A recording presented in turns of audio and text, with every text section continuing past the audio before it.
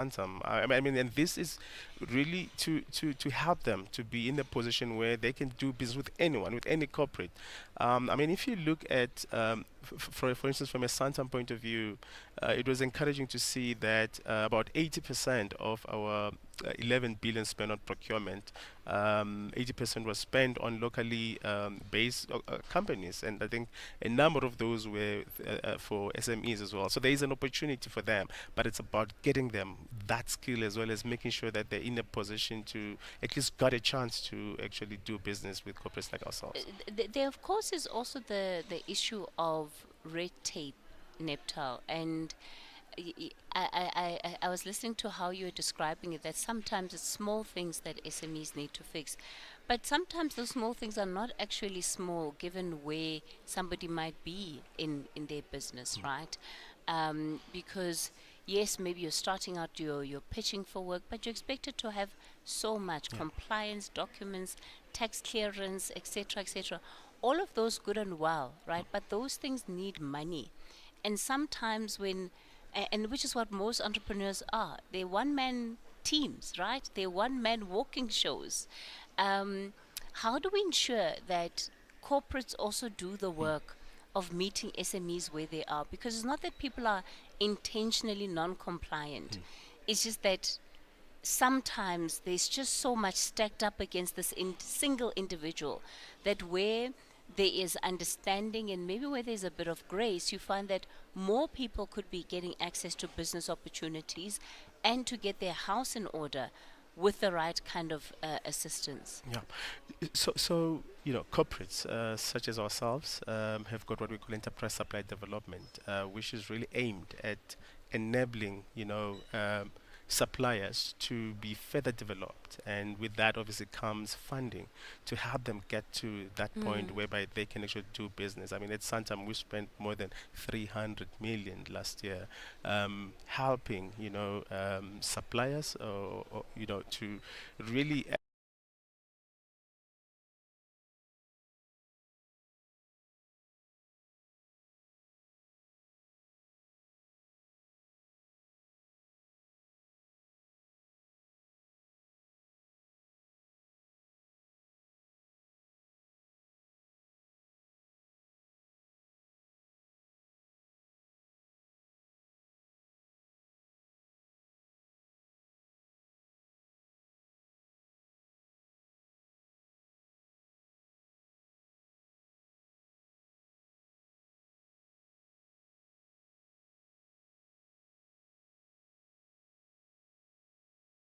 bit of an income. I Mm. mean, you've seen the numbers in terms of the youth that remains unemployed. So, so Mm. so for us, we realize that responsibility to say the aspirations of the society as well as our business imperatives are intrinsically intertwined, which is why we have to help the SMEs get to that level whereby they can be sustainable themselves.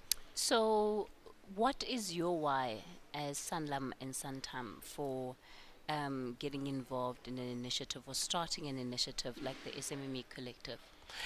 So our why for us is really the bigger question of what can we do to transform South African economy? How can we help people live with confidence? How Mm. can we help build resilient societies?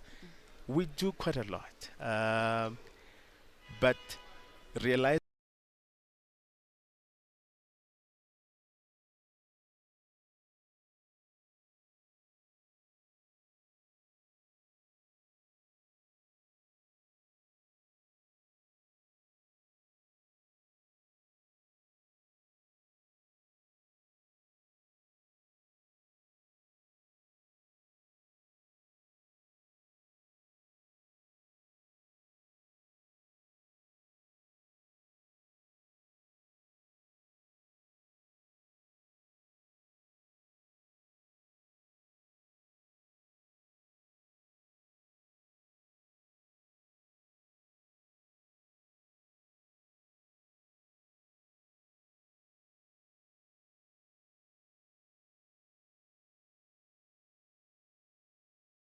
business, there's certain things that need to have in place. I think the platform for me is one that also from a networking point of view, it will really help them because most of them they sit in their small corners not knowing where to get what. I mean, we've got organizations such as SITFA here, we've got Gauteng Department of Economic Development, we've got Proudly SA, we've got Department of Small Business Development, BMF, Proudly South African, and these are government agencies that are there to help people, but often people do not have access or knowledge in terms of how they Mm. can access these agencies, but also to have entrepreneurs such as Lindiwe Nkuna of Lindiwe Sanitary Pads. I mean, these are initiatives or what you call social entrepreneurs that are really have developed something out of nothing, so to speak, but also solving a societal problem, but making Mm. it a business. Lirato from ROI Group, who really has transcended into being a successful business. So I think for me, it's to really to say you can move from a small scale business into a one that is really helping solve other issues that the country is faced with. Okay. No, thank you. All right, Neptal Koza, thank you so much for your time. And he, of course, is with Santam. So we're going to leave it there for now. On the other side of the news update, we'll take you back live to the ad hoc committee.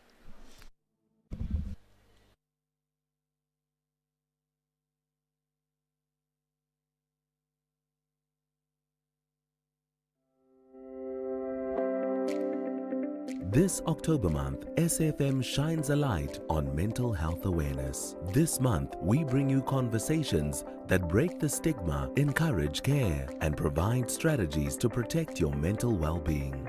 Because it's okay not to be okay, and together, we can build a healthier tomorrow. SAFM, leading the conversations that move us.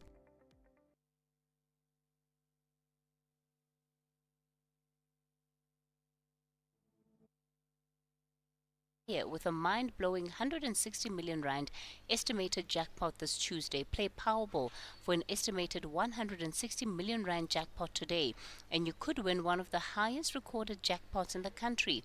Buy your tickets now in store on nationallottery.co.za, the mobile apps, and cell phone banking, or simply dial *120 *7529 hash for USSD. Panda Pusha Play. Players must be 18 years or older. Play responsibly. Ituba is the proud operator of the National Lottery.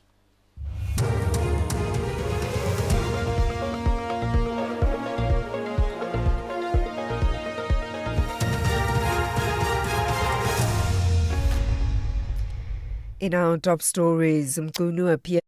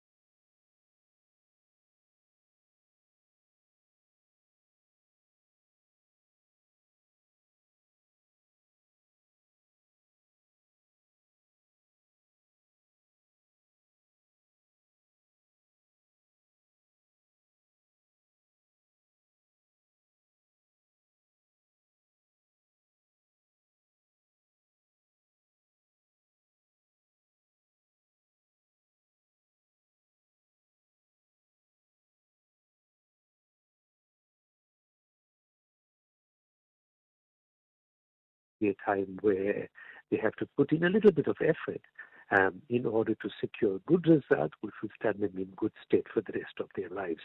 So I think that goal and that vision is very important because that has to be there. The IFP has criticized the DA for not consulting its GNU partners before unveiling its economic inclusion for all bill to replace the country's BEE policy. During the launch of the bill yesterday, the party described BEE as a vehicle for state-sponsored corruption, theft as well as fraud, and that it's designed to enrich only a few politically connected people. It says the bill aims to replace years of ineffective ANC empowerment policies that have left the majority of South Africans unemployed and impoverished. IFP spokesperson Mkhuleko Hlengwa.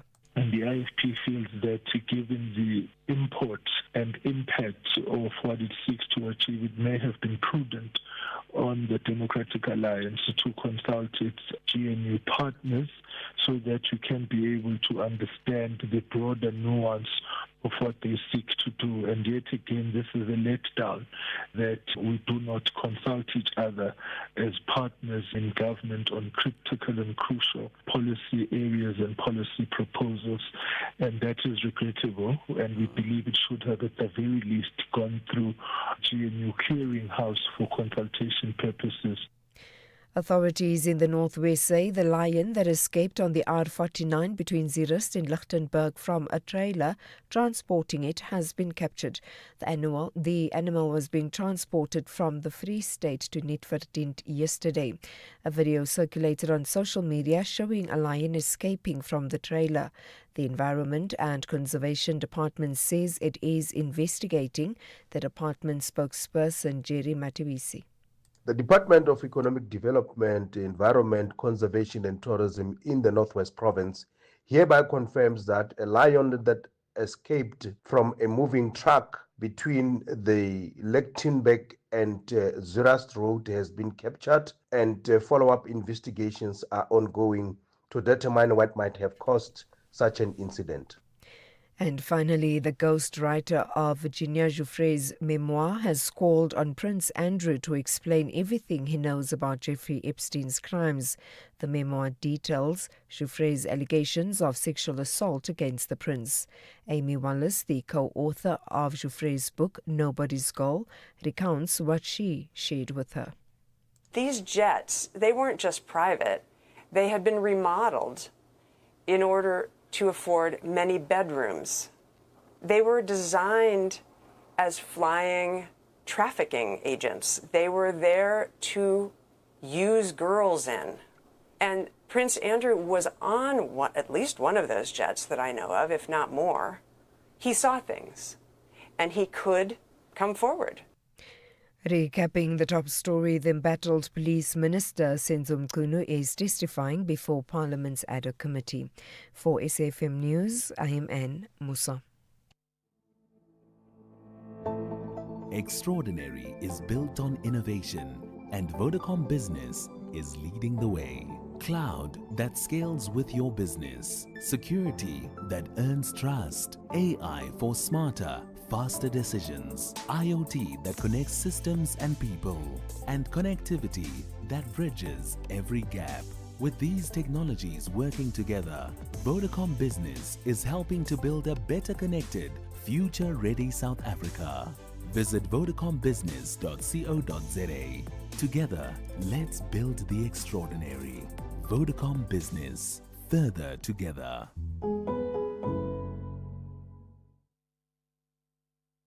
I'm Reverend Musa Zondi, the MEC for Economic Development, Tourism and Environmental Affairs in KwaZulu-Natal. From the 22nd to the 24th of October 2025, we will be meeting with government leaders, economists, industrialists and investors at the KwaZulu-Natal Investment Conference to be held at the Inkosi Albert Luthuli ICC in Durban. This conference, organized by one of the department's public entities, Trade and Investment KwaZulu-Natal, will be officially opened by the Premier of KwaZulu-Natal, the Honorable Thamsanqa Ntuli, who will elaborate on unique investment opportunities in sectors such as manufacturing, the oceans economy, tourism and many others that make our province a preferred destination for investment and industrial growth. For more information about this conference, please visit www.tikzn.co.za or follow Trade and Investment KwaZulu-Natal on social media platforms. Tune in to The Talking Point with Cathy Mohlahlana on Thursday, the 23rd of October 2025 for an in-depth conversation with Francesca Albanese, the UN Special Rapporteur on the occupied Palestinian territories. Francesca will be delivering the 23rd Nelson Mandela Annual Lecture on Saturday, the 25th of October at the Sandton Convention Center. Tickets are officially sold out, but 5 lucky listeners can win double tickets during the show. Tune in for your chance to be part of an important dialogue on enhancing peace and global cooperation. SAFM, leading the conversations that move us. SAFM will be hosting its annual Breast Cancer Awareness Roundtable on the Full Circle with Bridget Masinga on Thursday, the 30th of October 2025 at the Indaba Hotel, Spa and Conference Center in Four Ways, Johannesburg. If you want to be part of the audience, email your name and surname to events@safm.co.za. SAFM, leading the conversations that move us. Extraordinary doesn't just happen, it's built brick by digital brick. Vodacom Business is helping shape South Africa's businesses from scalable cloud and AI that powers smarter decisions to IoT and connectivity that bridges every gap. Backed by security you can trust. Together with business and government, Vodacom Business is building stronger industries and thriving communities. A nation ready to lead. Visit www.vodacombusiness.co.za. Together, let's build the extraordinary. Vodacom Business, further together. #SAFM Talking Point. It then took its natural course. In other words, police were investigating, and on the other hand, the private investigator got involved. Was a private investigator that you appointed? Yes, I had appointed. Did this private investigator work or assist the police? Yes, to ensure that the matter is investigated objectively, because there were now rumors, very, very ugly and strange rumors of putting me there and so on. Now, finally what happened is that, that those matters were clarified, and the people who had been involved in the matter of Mohlahlana got arrested, and I believe that they are still in jail as we talk, because the matter was thereafter properly investigated and so on. Now, the other matter of me being associated with him and then pursued, I smelled a rat and said, why would Hawks go out of the actual investigation? Because I do even remember that I spoke to Provincial Commissioner, he was acting, Jula, where I said, Jula, I now hear that I am a suspect. Look, if I am a suspect, this is my address, my home address. This is my office in Durban. This is my office in Pietermaritzburg as a premier. If you conclude your investigation and somehow you need me for anything, including arrest, this is where you'll find me. Otherwise, I'll be on the road working. This is my number. And I think a week thereafter, he said, no, he wrote to me and said, you are not a suspect. There is a process going on investigation, which led finally to the arrest of people who had pulled the trigger and those who had taken his cell phone, being identified and all that, and the matter was closed. So it was very strange that Hawks then started pursuing the matter on the other hand in a very strange way. It was for that reason that I then wrote the letter to say, no, what is this now? And then McBride brought in Kabinde, and then they started investigating. And to cut So matters did short, Kabinde engage with the Hawks? they engaged the Hawks, the head of Hawks in KwaZulu-Natal at that time, to say, what is this? What is the basis? And they found out that he said, according to Nkabinde, when they inquired with him, he said he was not satisfied with the reasons that were advanced by DPP, and the procedure was that they would have appealed to the national head of prosecutions instead of pursuing a matter that was now closed by DPP at provincial level. And that was out of procedure, what was happening. So once I'm sorry to Yes. speed it up a bit, Honourable Minister. So once the suspects were apprehended, they were prosecuted, Yes. and imprisoned. What happened, or what was your relationship with Nkabinde? He is now working for IPID. Yes. That issue has now been resolved. So just fast forward a bit. What did you continue to have a relationship?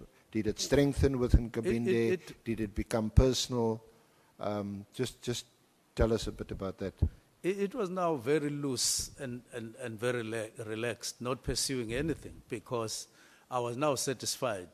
I need to have mentioned that what I said to Jula was that you can pursue me if you feel I'm a suspect, but don't lose sight of somebody whose hands are with Xolani's blood, and there's evidence to that effect.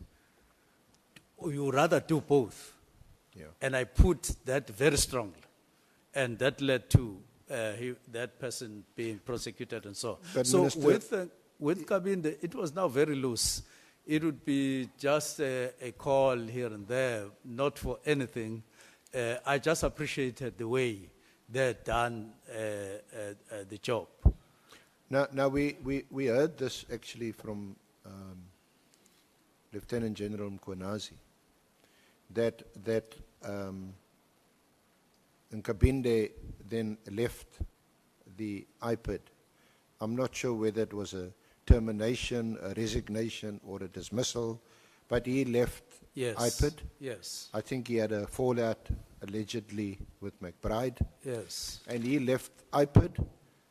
He was unemployed for a while, and then Mkhwanazi found him a job with a security firm. I don't know if you're able to comment on that or how much you know about it. If you don't have to comment on it. But yeah, so during this period that I'm referring to, do you still have a relationship with Nkabinde? Do you still know him? Do you still interact with him? Now, when I called Cedric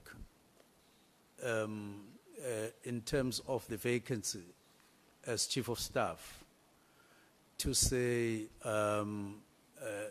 he may submit a application if he so wishes for the panel that would interview them. I did check some detail on the profile, and actually, after I spoke to him, it is not exactly as John Mkhwanazi puts it. Cedric spoke to me that all the reasons why he had to leave IPID and circumstances thereof. After that, he got employed by the bank in their forensics department and so on. And he told me that John Mkhwanazi actually knows that Cedric got employed in the bank because he would invite Gerald Mkhwanazi to functions of the bank because they were close, and he would attend. So he knows beyond any doubt that he got employed. So he found it strange that he is said to have been unemployed. Yeah, they. I'm not sure what the position he is currently, but they were friends. They were close. They were. That's how we hear about these phone calls between Kwenazi and Kabinde. So, Well, I'm not let's sure. just fast forward a bit. This position of Chief of Staff, Yes. what was it? Is it an advertised position? No. What are the qualifications you need to have to be a Chief of Staff of a minister in government? Now, there is something called ministerial handbook. What happens is that when you recruit staff, you've got to look at the ministerial book and what it says about each position, and then you contact people that you think are possible candidates, and they get to a panel set up by the department that you are working for, and they get interviewed. I know this in detail because I was once Minister of Public Service and Administration, and I made sure that I introduce improvements that are in place today in terms of recruitment, so that you don't recruit anyone just because you love them or because they are associated with you or they are your relatives. We prescribed certain qualifications, because if you're Chief of Staff, you are actually a Chief Director. So it can't be that you get there because you are related to the current minister. You must possess, because you get a salary paid for by the public, you must be seen to be meeting certain criteria. So he had to meet the had to criteria meet qualifications for a chief director together with in the other public people. in the Yes, public service. Definitely. And that position is advertised. No, that position is not advertised. It just gets proceeded with internally. Because I'm asking because you mentioned something about a panel. Maybe I got it wrong. Yes, I heard wrong. Yes, it gets processed by the department itself internally. That there's you are supposed to have such a number of staff members, and we are ready with the panel. You can give us names and so on, including internally. People get to know inside the department that. So how does the panel get these names? Is it an internal? It's an internal arrangement that you give them names of people, but other people get to know that there's a post internally within that department, and they apply. But it is a risk thing in the sense that when anyone who works with you, who agrees to work with you, has their term attached to your term.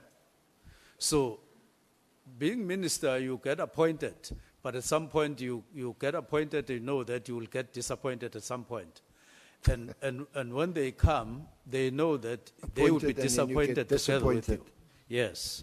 So you can't easily leave a permanent post only to be disappointed the following week or so. No, I just want to understand, how did Nkabindi's name get into the mix? If this was an internal process, how did his name get? It's an internal process. Did you put forward his name? You put forward the names as a minister, but you also allow, if there are people internally that can apply, that would wish to apply, and they do so. And so they therefore submit their profiles, why they think they are suitable, and so on, and then they get interviewed. That's the bottom line. They get interviewed. They get interviewed, and do they then make a recommendation to you, or do they? They do. You make the appointment. They do give me results of the application on various aspects of what these people know, what they have in terms of skills and all of those things, even qualifications academically and so on. And then you say, look, I would rather take so and so, and looking at compliance and all of those matters. And those records, would one be able to access them? Would they be available? They get kept by the department. Okay. They get kept by the department. So from the list of names, how many names did you get? Well, it is in accordance with the establishment for your support as minister, as prescribed the ministerial handbook. They allocated a specific number, So, it's a limited number. on what basis or for what reason did you prefer Nkabinde as chief of staff? Is it because of your relationship with him, which started in 2017 when he was working for IPID? That is one factor, but the other factor is compliance. His educational qualifications, his experience, which is related to police. I had a chief of staff, but when I came to police, I realized that, look, I would benefit from somebody who has background. This is a large department, it's a police department. I would benefit if I were to get somebody who has some understanding of how police work, and so on. And I found that he met those criteria. But as a minister, when you do so, you also need somebody who you think you can trust, and so on, somebody you have some background with. And yes, that was one factor that I considered. Now, I understand that he was only a non-commissioned, lower-level police officer. He had no senior police experience. The post of chief of staff didn't require that I look for somebody who must have been a brigadier or must have been a general or something like that, because there was no such prescription. Prescription is there, that a person must have a certain level of qualifications, and he met those qualifications with a degree in policing and all of that. And so the level is not necessarily prescribed. Actually, you can even get somebody who has no background of policing, but I needed somebody. I thought I needed somebody who had some background of policing, because I was all of a sudden appointed there, and therefore I needed that kind of leverage. And I suppose the other maybe unwritten criteria or qualification, or rather criteria, is you need to appoint someone that you can trust. You definitely need somebody, especially chief of staff. Yes, that you have a certain level of trust with. But at the same time, you can trust a person, but only to find that they have no related experience, nor do they have qualifications. And therefore, it's quite a number of factors that you have to consider when doing so. I also ask because there is a WhatsApp, which I'll find, or ask to find, where I think it's Mahotsi or Mohlahlana, they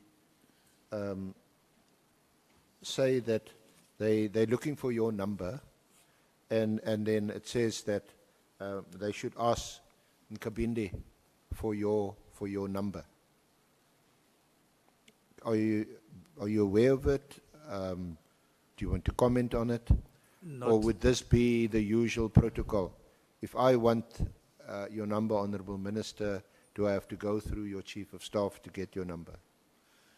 Now, I'm not sure I'm aware of that, but in case it happened, it wouldn't have been something that would have happened for the first time.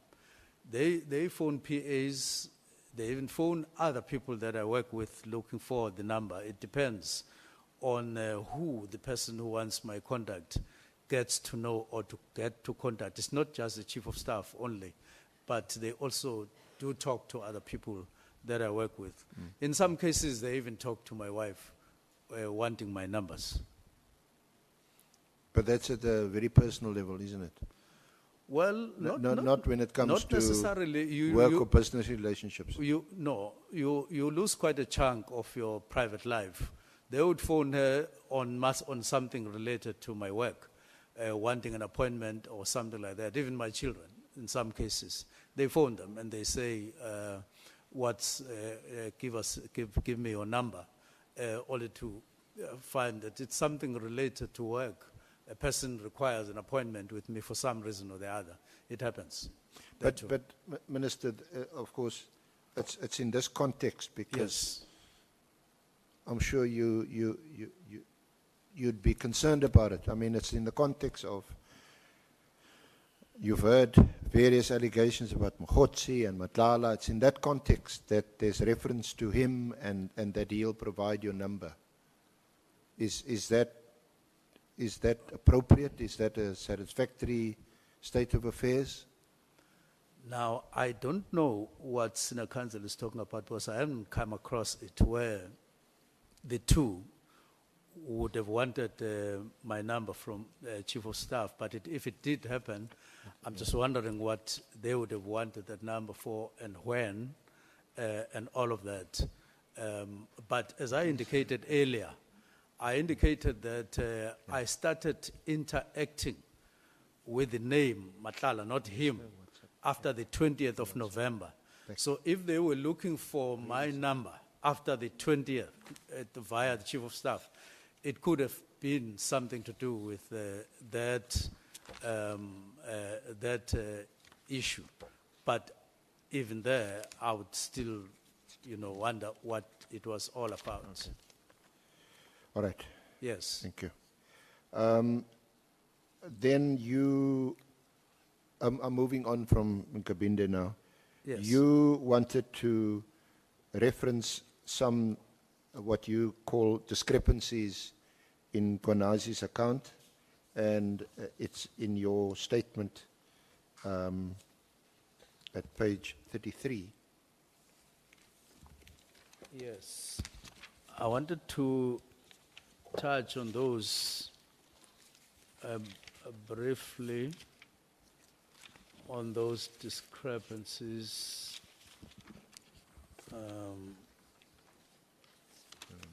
Which bundle? On page? No, it's not 33.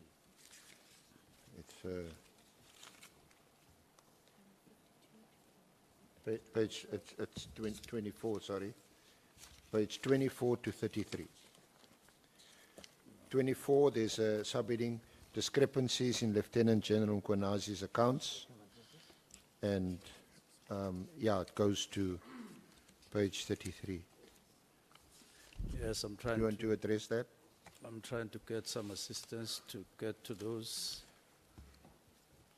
Oh, yes. Yes. Well, I wouldn't want to take a lot of time, seeing that we don't have as much time. I'll just make a few references where I came across very, very, very concerning discrepancies. I've already pointed at one discrepancy in relation to what I said in Parliament on the 5th of March, and related to what he said on the 6th of March, and that there's a yawning discrepancy, very disturbing discrepancy between the two. But the ones that I want to talk about here is one is where General Mkonazi is continuously referring to, in his affidavits, to the National Political Killings Task Team as a KwaZulu-Natal political killings task team. The actual official name of the team is National Political Killings Task Team, and it's important that we stick with that particular reference, because if you juggle, you get to mislead the public, maybe intentionally, maybe unintentionally. Number two, on the 6th, at the media briefing that he did, asserted that the National Political Killings Task Team had been disbanded as a result of my directive of the 31st of December 2024 letter. And in the same breath claimed that today, that day, the 6th, they are bringing all dockers to Sibia as a result of the disbandment. He linked things that are not linked. The disbandment, the directive that I gave to dockets. In my directive, there's no reference whatsoever to dockets. There's no reference whatsoever to Sibia. So when you read the directive and you make a public appearance shortly thereafter, or sometime thereafter, and you say as a result of that directive, I am now taking dockets, you make the public believe that following your directive, you are now taking the dockets to a smear, and you link the two in a troubling kind of manipulation. Or manipulated I kind of think it's relations. pretty clear to me, Minister, Yes. that The next one. that the dockets were requested by Sabia and not Yes. by you. But in the Madlanga Commission, General Konazi then changed completely, and he then spoke about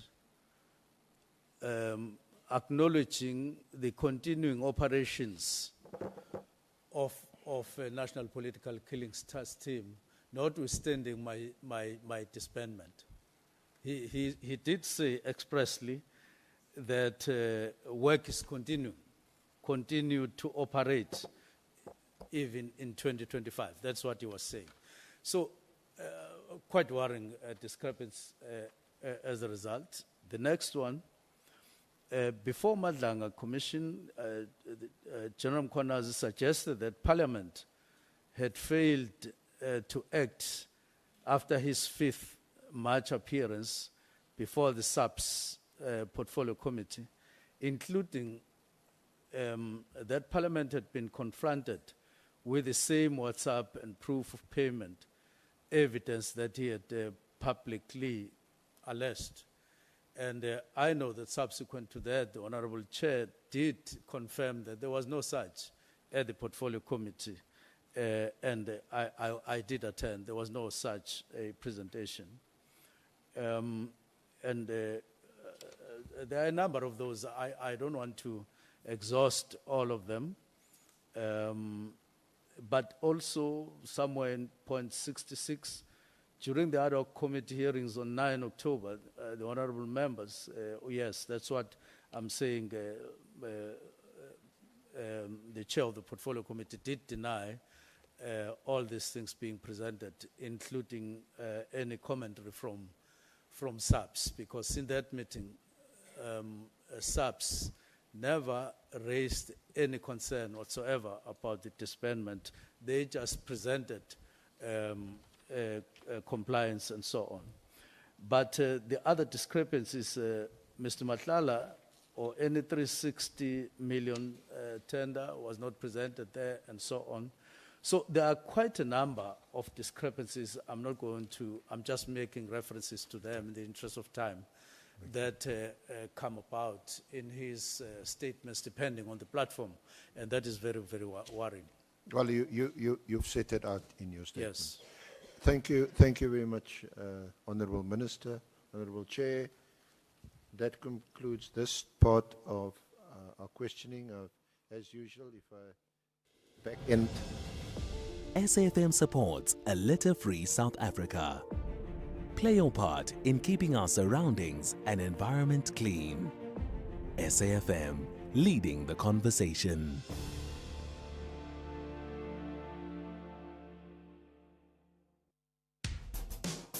SAFM has signed a code of conduct that is enforced by the Broadcasting Complaints Commission of South Africa. Under the code, we are committed to giving news that is accurate, comment that is fair, and programming that is not harmful, does not amount to hate speech, or contain violence or explicit sex. If you think we are not living up to that code, then you can inform the Broadcasting Complaints Commission of South Africa. Direct any complaints in writing to the Broadcasting Complaints Commission of South Africa. PO Box 142365. Craig Hall 2024. Fax to 011-326-3198 or an email to bccsa@nabsa.co.za. For more information, please visit www.bccsa.co.za.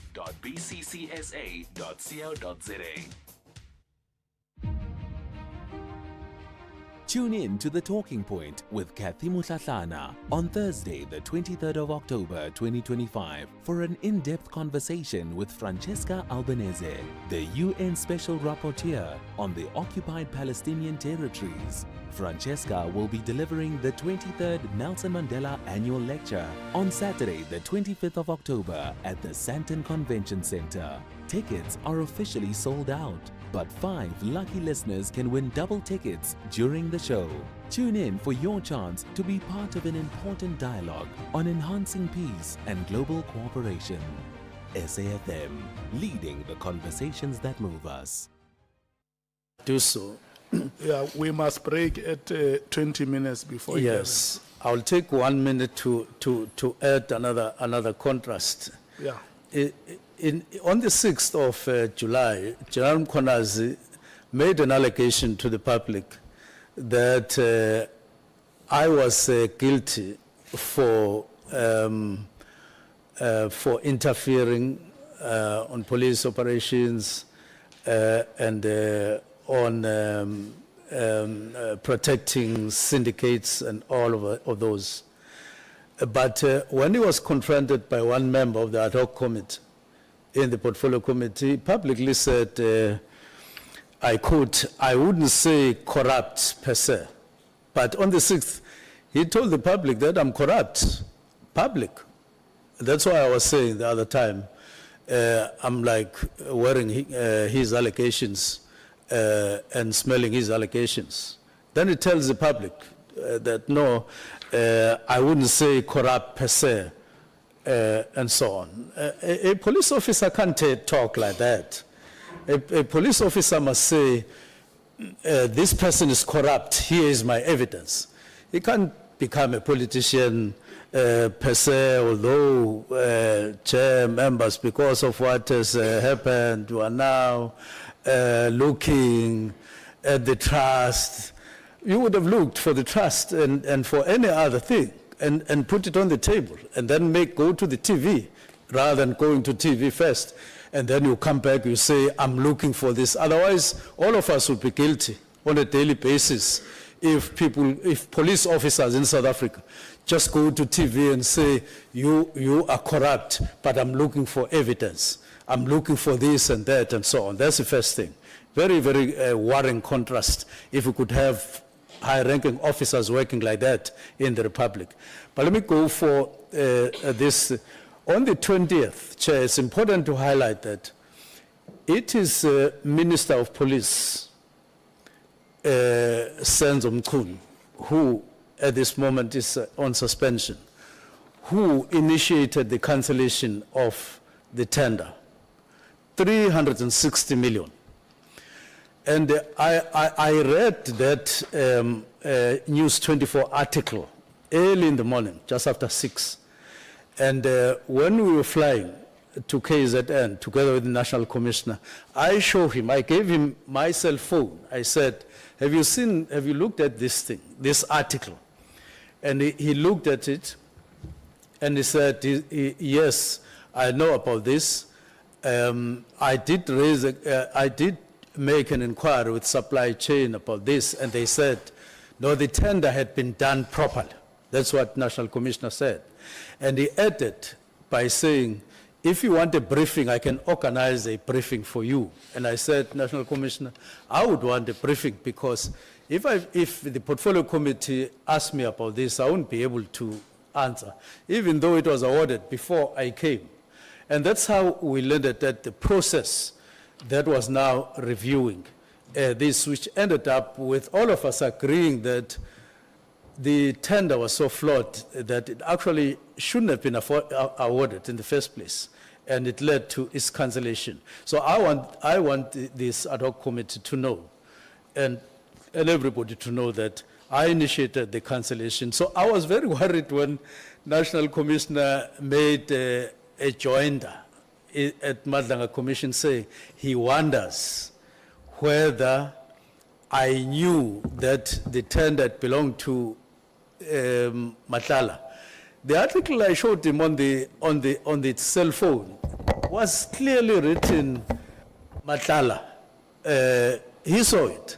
So I didn't know why he is now wondering that I possibly may not have seen. Now, supposedly twisting the sentiment to the public in a worrying, manipulative manner, that I showed him that article blindfolded, and had I known that it was the tender belonged to Mohlahlana, was awarded to Mohlahlana, I wouldn't have done what he did. I want to make it public that I got both shocked and disturbed by that. I have very good relations with the National Commissioner.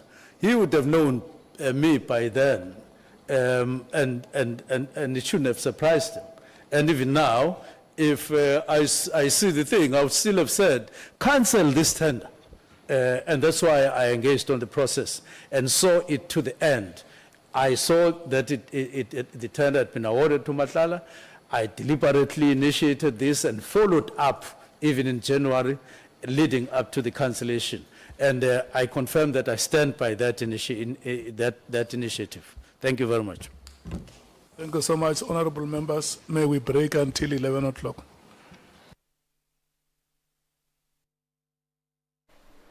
All right, there we have it then with the ad hoc committee, and really the opportunity for Senzo Mchunu, the suspended police minister, to put his version of events on the record for MPs in as far as his relationships or alleged relationships with the likes of Vusimbusi, Cathy Mohlahlana, the likes of Brown Mokhotsi, that have been at the center of the controversy, right? And as far as it relates to political interference, that there were go-betweens, right, between the minister and a character like Cathy Mohlahlana, who was very much avoiding being pursued by the SAPS, and that he was using the likes of Brown Mokhotsi as his intermediary in these conversations. So you heard there that the Commission has just broken for a short adjournment until 11 o'clock.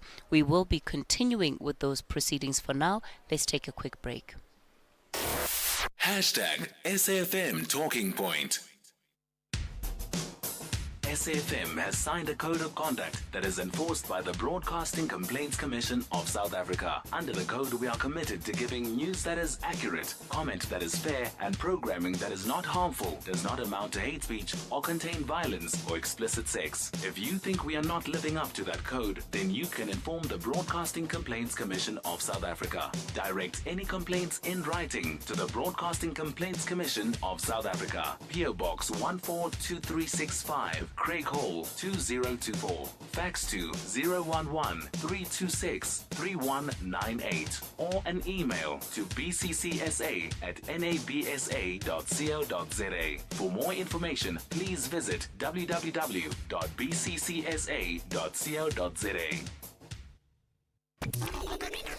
I'm Michelle Constant. Join the JSB crew and I every Saturday and Sunday morning between 7 and 10 a.m. We promise to keep you informed and entertained with innovation, culture, cars, travel, life learnings, environment, and of course, your big fat juicy. Small stories, big ideas, massive inspiration. The Jet Set Breakfast on SAFM. Tune in to The Talking Point with Cathy Mohlahlana on Thursday, the 23rd of October 2025 for an in-depth conversation with Francesca Albanese, the UN Special Rapporteur on the occupied Palestinian territories. Francesca will be delivering the 23rd Nelson Mandela Annual Lecture on Saturday, the 25th of October at the Sandton Convention Center. Tickets are officially sold out, but 5 lucky listeners can win double tickets during the show. Tune in for your chance to be part of an important dialogue on enhancing peace and global cooperation. SAFM, leading the conversations that move us. Let's rewind 6 years, when Twitter was still Twitter, not a letter of the alphabet. TikTok was simply the sound your clock made. And Zoom just meant enlarging a picture. So it makes you wonder, what will the next 6 years bring? Hino trucks now come standard with a 6-year drivetrain warranty, covering everything from pistons to gears. So although a lot can change in 6 years, our warranty promise won't. T's and C's apply. Hino, all the way. So you thought you were building a business in this economy, but day by day, somehow it grew. You kept going when the freezer didn't freeze, the bucket didn't budge, and the bank balance barely blinked. So you thought you were building a business. You weren't. It was building you. Because this isn't just what you do anymore, it's who you are, and you don't trust just anybody to protect it. Chat to your broker about Old Mutual Insure Business Insurance. Protect what built you. Old Mutual Insure Limited is a licensed FSP and non-life insurer. Channel your inner feel-good on Expresso this October, from big global moments like the G20 summit to how it all plays out right here at home. We are keeping it real this Mental Health Awareness Month with conversations that lift and inspire. And of course, all the good stuff that you love, delicious food, fashion trends, and everything in between. Wake up with the Feel Good Breakfast Show, Expresso, weekdays 6 to 9 a.m. on S3. Pneumococcal disease can strike at any time, especially if you live with a chronic condition or have weakened immunity. If you're 19 and older with the chronic disease, vaccination can help protect against pneumococcal pneumonia. The risk increases for people 65 and older, and vaccination is advised to help prevent serious illness. Ask your healthcare professional about pneumococcal vaccination. Don't wait. Vaccinate. Brought to you by Pfizer.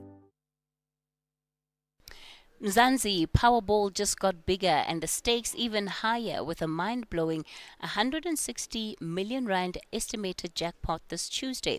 Play Powerball for an estimated 160 million rand jackpot today and you could win one of the highest recorded jackpots in the country. Buy your tickets now in store on nationallottery.co.za, the mobile app, cell phone banking, or simply dial *120 *7529# for USSD. Panda, Pusha, Play. Players must be 18 years or older. Play responsibly. Ituba is the proud operator of the National Lottery.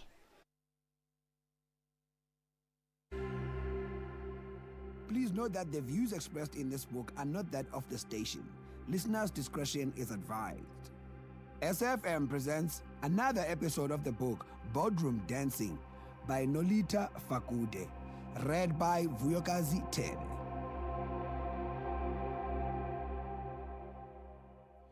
In its first decade, the BMF focused on transformation issues in South African offices of multinational companies.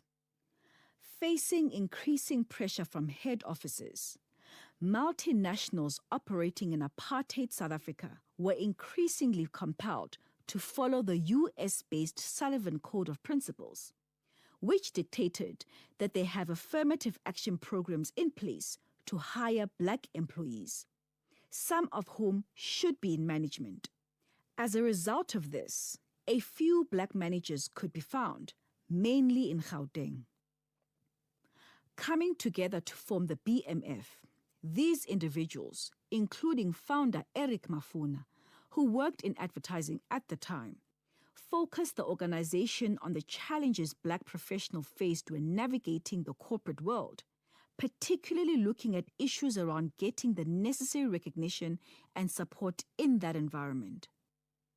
The BMF's original vision was to create a talent pool of black professionals at management levels, and developing access to opportunities was a primary concern. Over the years, the BMF, an organization of black intelligentsia, became increasingly national in scope as different multinationals like Shell, Caltex, Nestle, and Unilever employed more black managers in cities beyond Johannesburg. In the mid-1980s, the BMF began engagements with the ANC, which at the time was operating in exile from Lusaka, Zambia. While working for political justice and emancipation was obviously critical, the BMF leaders recognized the need to also understand what an economic justice and emancipation program would look like.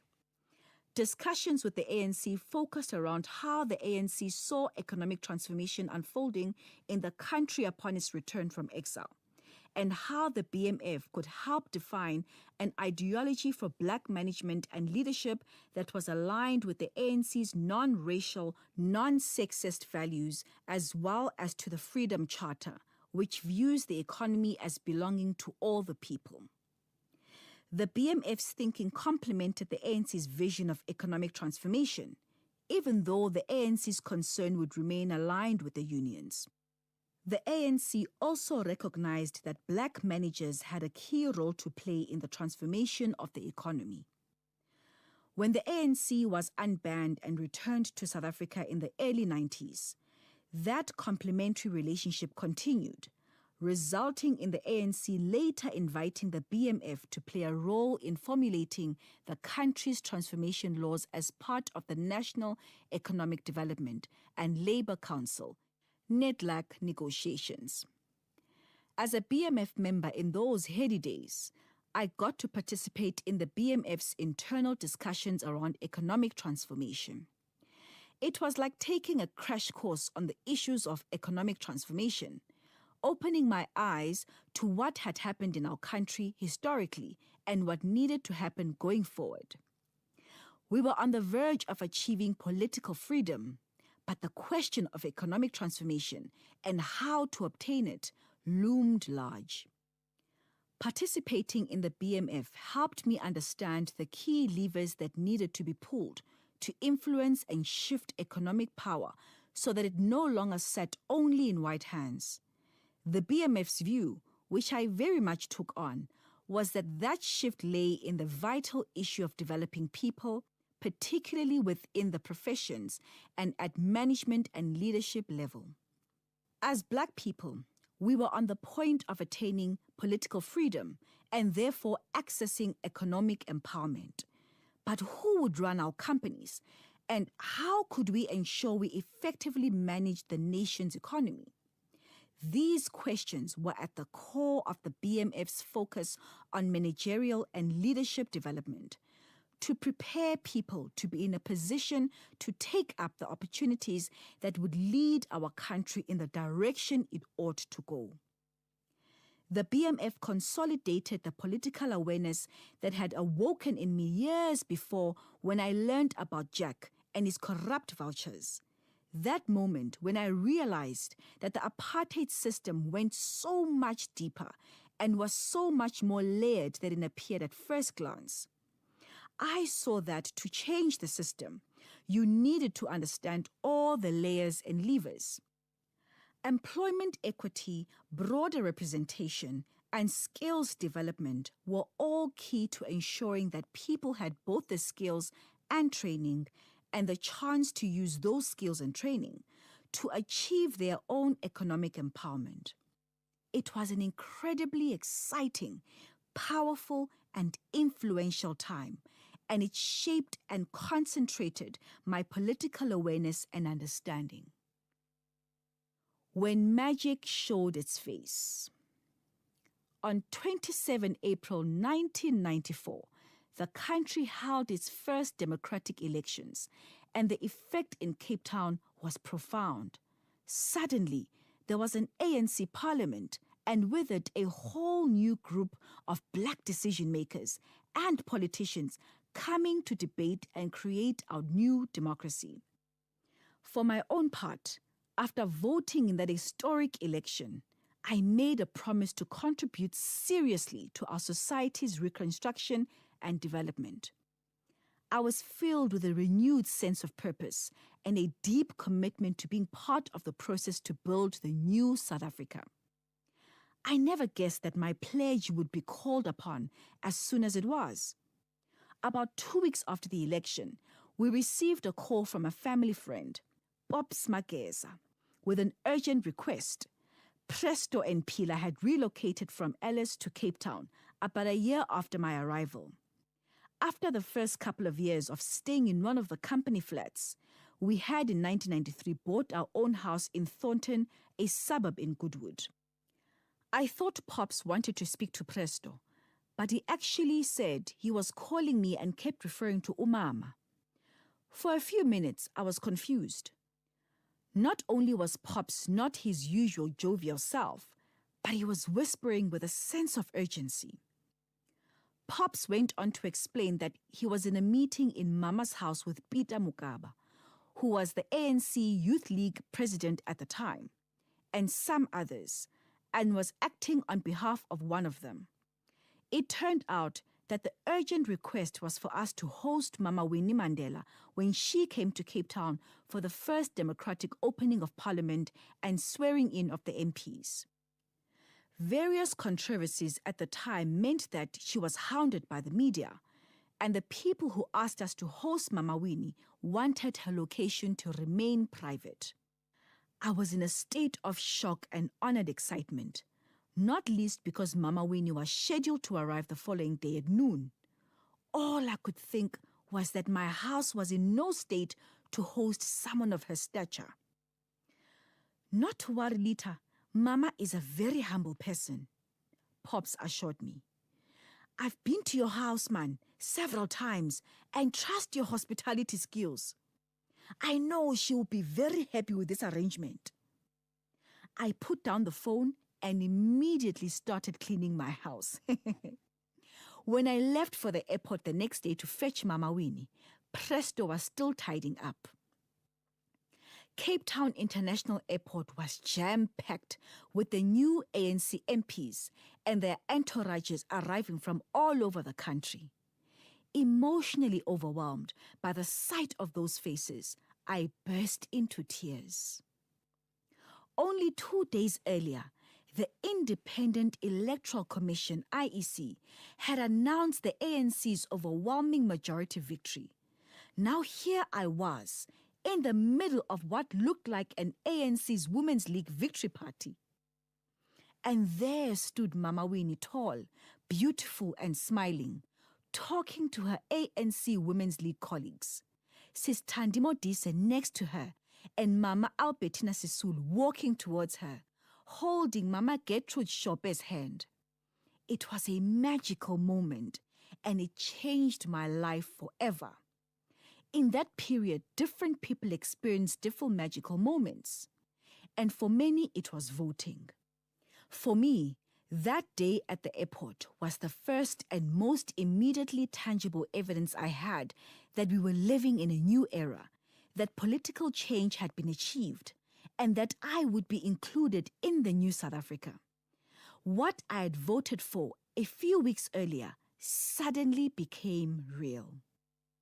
One of Mama's bodyguards drove my car as we left the airport, turning me into a part of the entourage as we headed straight to Parliament.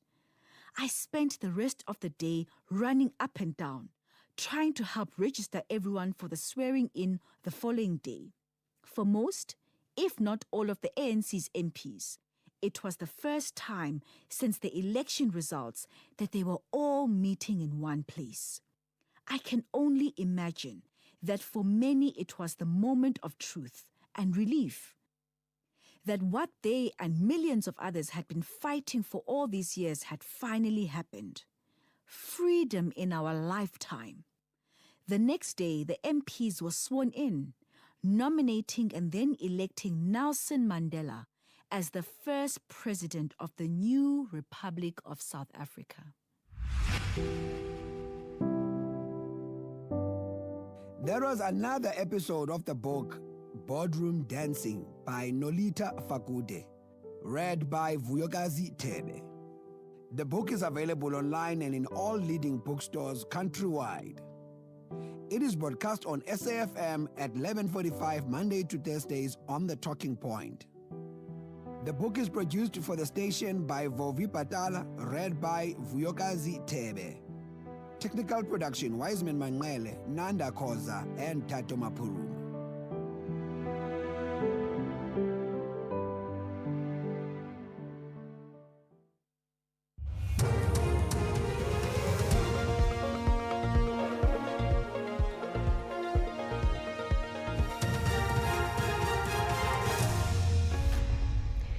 In our top stories, Mkunu speaks on relations with Bran Mukhotsi, and educational psychologist weighs in on matriculants writing exams. Good morning. Police Minister Senzo Mchunu has spoken about his relationship with the Northwest businessman Brown Mokhotsi. Mchunu is testifying before Parliament's ad hoc committee investigating allegations of criminal infiltration, corruption and political interference in the justice system. Today is the third day that Mchunu is occupying the hot seat, with Advocate Norman Arendse leading the evidence on behalf of the committee. Mchunu will later face questions from committee members. He's being asked about the KwaZulu-Natal Police Commission and Nhlanhla Mkhwenazi's allegations that Mchunu has close ties with Mokhotsi. The person that was on the photo was not Brown Mokhotsi, even though I didn't say it that way in the portfolio comment, but it wasn't. That's why on looking at the photo I say, I don't know this person, which is not Mokhotsi. It's another person that I didn't know. So I say to the fellow who's showing me on his cell phone, I don't know this person. The IFP says there's no need to replace the Black Economic Empowerment Policy. This after the DA unveiled its Economic Inclusion for All bill, which aims to replace the policy. The DA says the proposed bill aims to repeal all race-based procurement policies and replace them with a real empowerment system that targets poverty alleviation. IFP spokesperson Mkhulekwa Hlengwa. The IFP has always maintained that the principle BE is a necessary policy proposition which seeks to regularize the economic empowerment imbalances which exist in the country owing to the realities of the past. And BE has been compromised as a principled position by poor implementation and corruption. What we need to regularize, therefore, is how we move forward with BE to implement it correctly and to ensure that the noble ideals which had characterized it at inception are achieved. Educational psychologist Nosipho Mkhwenazi says matriculants should be supported unconditionally. Her comments come as matriculants begin the examinations today.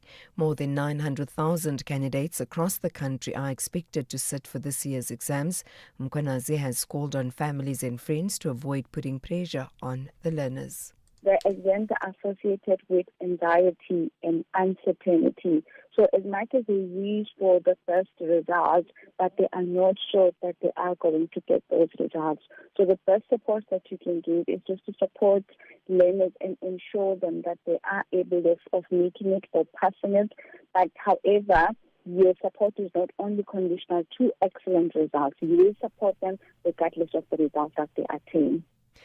Parliament's Portfolio Committee on Higher Education has criticised management of the Forte University in the Eastern Cape for the way it handled the recent violent student protests. The protest erupted at the university's Alice campus about 2 weeks ago. They resulted in significant damage to university infrastructure and disruption to academic activities. The committee is set to conduct an oversight visit to the campus today. The committee's chairperson, Tebogo Letsie, says the unrest could have been avoided if university management had engaged the students about their concerns. And finally, South Korean police say they will seek an arrest warrant for a woman who set fire to her apartment building yesterday. She was trying to kill a cockroach with an improvised flamethrower. One of the woman's neighbors died after falling to the ground in a failed attempt to escape through a window. The woman, who's in her 20s, told police that she tried to torch a cockroach with a lighter and a flammable spray. She also said that she had used this method before. Recapping the top story, Police Minister Senzo Mchunu has spoken about his relationship with the Northwest businessman Brown Mokhotsi. Mchunu is testifying before Parliament's ad hoc committee investigating allegations of criminal infiltration, corruption and political interference in the justice system. For SAFM News, I am Anne Musa. Gordon Ramsay is back, and your favorite kitchen disasters are still somehow in business. New season, same confused chefs, terrifying walk-ins, and enough grease to fry your Wi-Fi. Watch as Gordon tries to fix the unfixable with nothing but sheer rage British sarcasm, and an iron stomach. Kitchen Nightmares Season 8, Wednesdays at 6 p.m. on S3. Come for the food, stay for the emotional damage.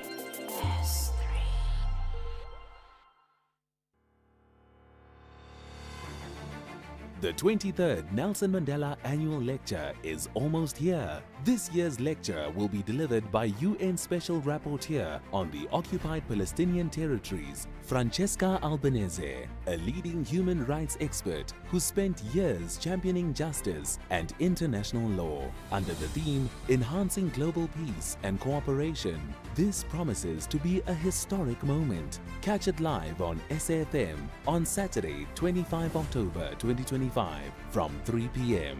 You don't want to miss it. The lecture is one of Nelson Mandela Foundation's most significant platforms for dialogue on global issues. SAFM, leading the conversations that move us. Doing the right thing just got more rewarding. From the 8th of October to 31st December, when you pay your TV license, we'll say thank you with the 50 Rand grocery voucher and more. It's our way of celebrating you for helping us to keep local stories and talent alive. Pay, wait for your SMS, and follow the instructions to claim your reward. Make sure your contact details are up to date so we can send your prize straight to you. TV licenses, pay yours, make a difference.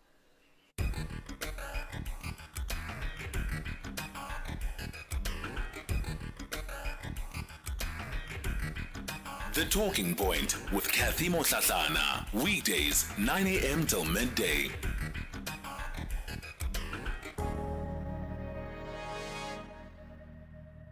You're listening to the Talking Point 10 after 11 o'clock. Welcome to the third and final hour of the show. This morning we have been broadcasting to you from Sandton, where Sanlam and Santam are bringing a dynamic day for the country's small business champions. It's called the Sanlam SMME Collective, which is seen as a launch pad for opportunity. And we've heard earlier from Neptal Khoza around why they believe that this program is unique.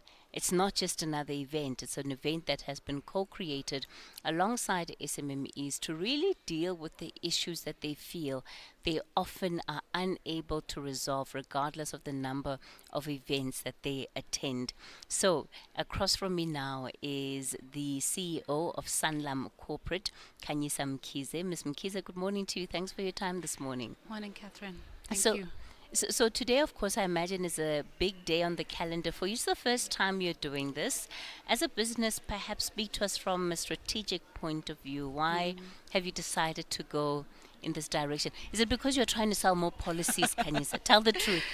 Yeah, thanks again for the opportunity and this conversation. Are we trying to sell more policies? We're always trying to sell more policies.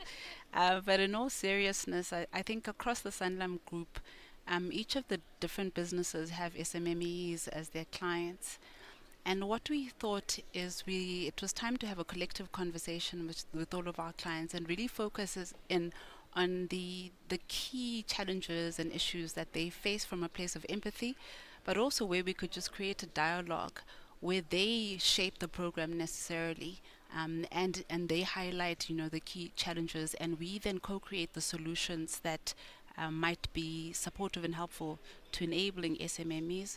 I think in the research that we've done and in the conversations that we've had with the entrepreneurs in the lead up to today, I think critical and top of mind for them are the opportunities around funding, creating access to capital, which is a capability that we have here at Sanlam, access to markets, which is yet another capability that we have at Sanlam, really business development skills. So those are the key topics that we'll be discussing here today, really looking to have not just an event, as you put it, but really a dialogue that starts today but continues and has a sustainability as it relates to the key issues that I mentioned. How do you see your organization perhaps as the link between these SMMEs and capital and markets? Yeah. Because of course that it's not your core business, and yet at the same time, the clients that you service could very well be in various industries that can create these opportunities. So practically, How do you plan on making that alive for these entrepreneurs? I suppose I want to start with the point around whether or not this is our core business. In the research, I think one of the key components that you pick up is the role that SMMEs have in driving and powering the economy, right? And our core business is completely enabled and lifted and supported through growth in the economy. So this is where we want to start. We want to start and catalyze all of those elements that help the economy grow, such that our own core business is able to grow. We believe that then events like this become very much part of the conversation and the business that we need to do, so that we can create that space in terms of sustainability of the South African economy and the South African market across the board in terms of retail clients, SMME clients, large corporate clients. And being able to then be a central point for opportunity? Absolutely. I think that we see a role for ourselves. As I mentioned earlier, I think Sanlam has an extensive balance sheet. And we are able to then work with a lot of businesses as it relates to how we can support them in growing their businesses.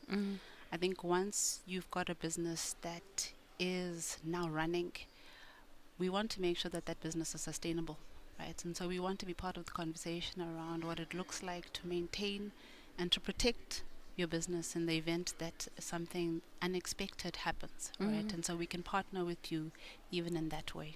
I see that there are quite a number of government agencies that are part of this SMME collective. Speak to us a bit more about that. It's a key tenet at Sanlam to say we cannot go at it alone, all right? And when there is a big problem to solve, it has always been our approach to leverage and work through partners. We are never arrogant enough to believe that we've got all of the answers, right? And to that end, partnering with government agencies, partnering with policymakers, partnering with the entrepreneurs themselves becomes quite critical. How do you ensure, because some of these agencies, right, are the very agencies that the SMEs that are in this auditorium complain about, that they don't have access to them, that even when they do, there's lots of red tape, and it really becomes the stumbling block between the opportunity to scale up their business or not. So being a corporate then, in what ways are you leading that conversation to ensure that, because these guys are looking for something different, and you've promised them this is not going to be the same old conferences that you've been attending. This is going to be different. So how are you leading the conversation there? There's nothing worse than speaking into an echo chamber, right? All you do is hear your own voice. And so I think it is critical to bring the antagonist and the protagonist together so that they're at least speaking to each other, right? And I think today is the first step to that. I think it is so that the agencies hear firsthand what the experiences are. The entrepreneurs hear what the challenges are and the reasons for some of the red tape and the ways that some of the tape can be removed. I don't think we can speak into corners. I think that's the role that we want to play. Is, like I said, it's a collective. You know, it's across the different sectors, but it is towards a dialogue that has actual outcomes and a set of next steps.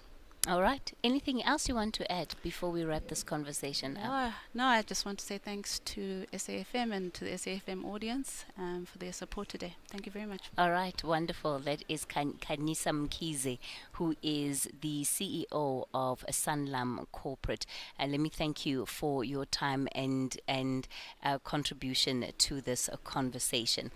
So on that note, then, I think that's where we're going to leave things. And as far as the conversations here at Santon are concerned, I know you are also eagerly waiting to get back to the Commission of Inquiry. So not the Commission, the ad hoc committee in Parliament, where the suspended Police Minister Senzo Mgunu continues to give evidence. So let's take you back then into that room.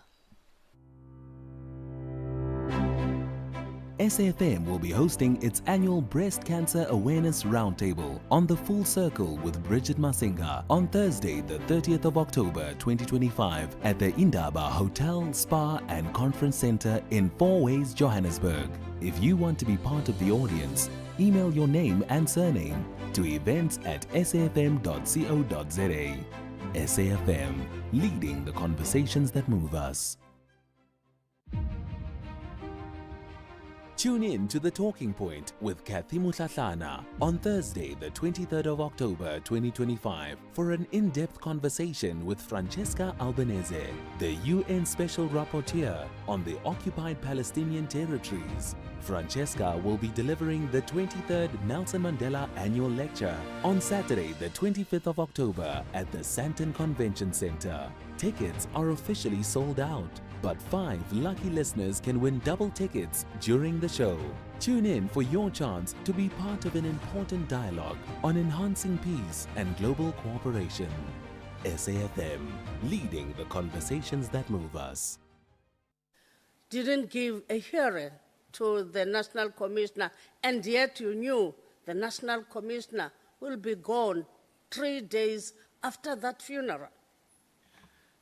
I want to repeat what I said at the beginning. I had no solid idea. This is despite the funeral, that it's not normal that you would suddenly in a funeral remember but even if I had remembered, I did not have a solid idea of how to engage with the National Commissioner by then. That's why I said it was only after I started relaxing at home, 29, 30, and 31, that everything then shaped up in my mind. Under normal circumstances, if I had shaped up by then, I would have even asked for an hour or two, go to a hotel, sit, and relate this. But at that time, I was just busy still turning up this thing in my mind.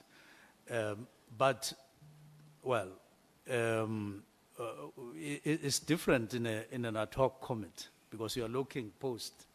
At that time, I was looking forward to have a solid idea of. I didn't even have 31 in my mind at that time. That come 31, I'll write a letter. To be honest, it didn't happen that way. I was just still checking or turning things in my mind how I would actually engage on this matter. You know, those police that are in the hierarchy, that your national commissioner, your provincial commissioner in KZN, they have a trust in you. Why am I saying that? It is because when we inquired about this directive, if you are saying that you met the minister on a funeral on the 28th of December, did you say he didn't even whisper? They said they think on their own, they think you signed that letter. Maybe someone wrote that letter when you can't say with immediate effect that you are disbanding the PKTT to show that they had trust in you. But now the I'm just raising it on this issue of the 28th of December because when we're interacting with them before you coming here, they raised that. They said, maybe it's not the minister who wrote that correspondence with an immediate effect. That's why I'm raising it, the funeral thing. Factually, it's me who wrote the letter. Factually, it's me who wrote immediately, and as I say, I had no solid view at the time on the date of the funeral, how I would deal with the matter. It only came once I settled at home for a few days, processing this in my mind. Thank you. Then, Minister, I think maybe a rounding off in this timing of the letter, and now the letter is there.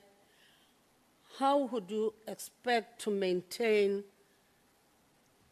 a collegial work environment within SAPS, especially with the people that are taking decision, having a decision that you have taken with such, I've said, in effect, maybe the nature of the decision, such without consensus, taking a decision without consensus, then the collegial work environment with you and the generals there.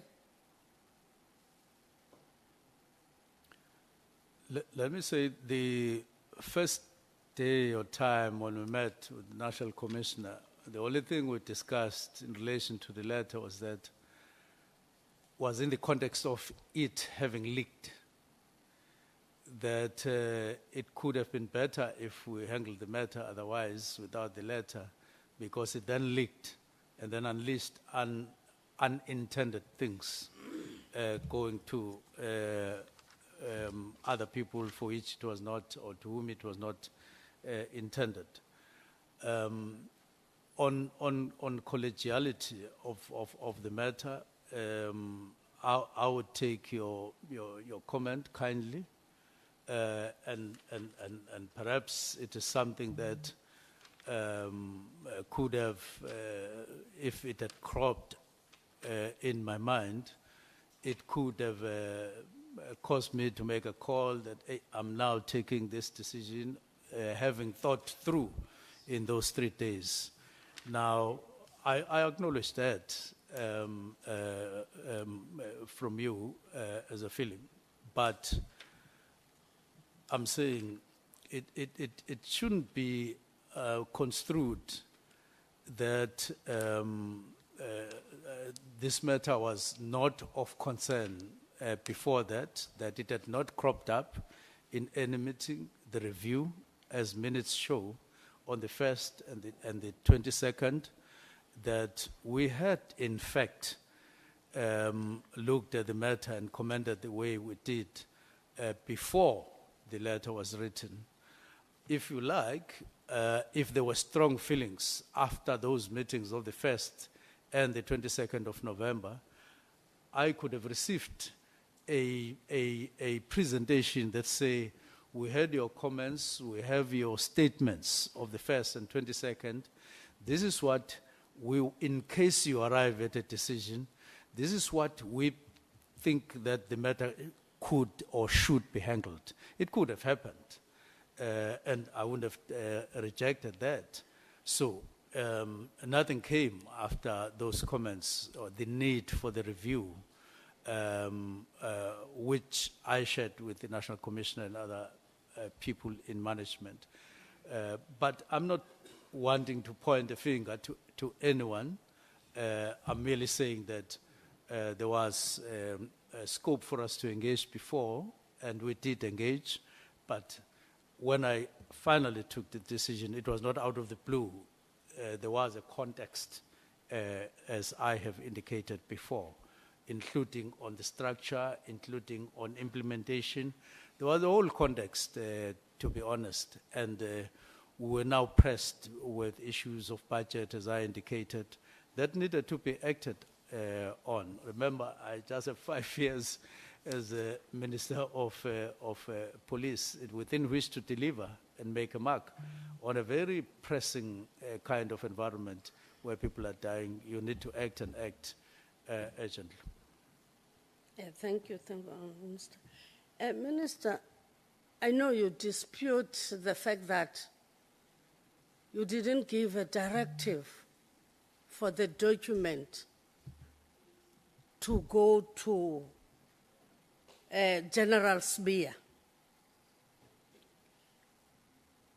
But, however, can you agree with me that the effective or the effects of the directive that caused General Sibiya to take a chance and said the dockets must be handed to him because he saw a gap, because the directive is not saying anything about the dockets that the PKTT was dealing with them. I wouldn't agree with you, Honorable Member, on that, especially because my correspondence was to the National Commissioner, not to SBIA. I've never sent a letter whatsoever to SBIA, no email, no WhatsApp on dockets. Everything was discussed overboard. In fact, to be factual, the first word on the how part was it came from the National Commissioner. Remember that the first document on the how part substantively came in the form of the presentation on the 5th of March, where we saw phasing out and all those terms. They had come with the letter, I think, of the National Commissioner on the 22nd. It's purely the National Commissioner who came with these terms, which were now on the operational side of it, which were quite reasonable, because that is the terrain that you would have let in quite properly. So whatever SBIA did, he wouldn't have done that because I had said or done anything to him. And there's no evidence that suggests otherwise to what I'm saying. So it just didn't. So I wouldn't agree with you, except that it's one of the things that followed after, but it doesn't flow directly from what from the directive that I had given, because it was never to SBIA. It was to the National Commission. Then can you agree with me, Minister? The consequential effect of the directive caused the dockets to land in General SBIA's office because of that directive. Would you agree with me? I won't agree with you because, in the first place, I'm not sure of any docket in SBIA's office. With you, except that it's one of the things that followed after, because there was no word flow directly from from the directive that I had given, because it was never to SBIA, it was to the National Commission. Then can you agree with me, Minister? The consequential effect of the directive caused the dockets to land in General SBIA's office because of that directive. Would you agree with me? I won't agree with you because, in the first place, I'm not sure of any docket in SBIA's office, but essentially because there was no word on dockets in my directive. There was nothing.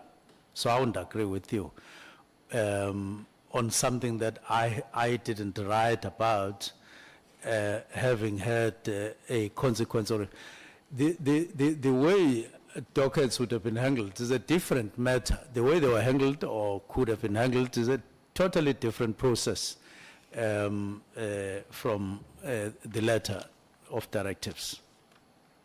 Okay. Then can you also agree with me, Minister, that another consequential effect of the directive caused the halting of investigation,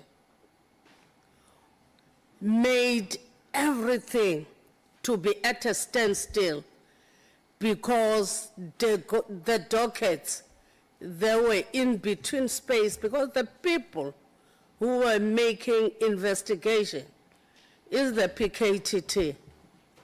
would you agree with me, it had an effect to the investigation and other documents that were ready to be taken to court? Would you agree with me that it had that effect? Not exactly. Let me tell you why. Part of the conversation on the 6th of July was to the effect that I am accused of disbandment on the 31st, disbandment of the National Political Killings Task Team on the 31st of December 2024 with the sole purpose of protecting some people called criminal syndicates. And reference is made on 3 cases in particular. One is the Ferrieneghan case in Gauteng. Second one is the 2022 case of DJ, and the other one is Mohlahlana. Those 3 cases in particular, which may opportunistically be linked to what you are saying, have nothing to do with the 22 dockets that, in fact, you may be referring to. Those 3 dockets, because it was insinuated opportunistically and totally wrongly that those 3 cases were affected after the directive. That's why I'm said to have disbanded, because I was wanting to protect some people in Gauteng, which is a lie and factually not the case. To a point where even if I disbanded, even if it disbanded the following day, those 3 cases would not have been affected whatsoever, because they are handled in Gauteng, they are handled by police in Gauteng, they were initiated by them, they caused arrest, and they are continuing. They are even arguing bail against those the people, it is them. So firstly, we should just separate that kind of temptation of beginning to link those, the disbandment with those 3 cases. Let me come to the other ones, 121 dockets. Now, I was told at some point, and I do wish that the ad hoc committee also call people who were actually handling the dockets at head office, not just General Spear under whom it was happening, but to name a person that I know was handling this. It was General Sentumule and General Kumalo and General Motsipe. Those 3 people, particularly General Motsipe, under whom this was. You would hear a much more detailed, much more comprehensive report on each one of those dockets and the status.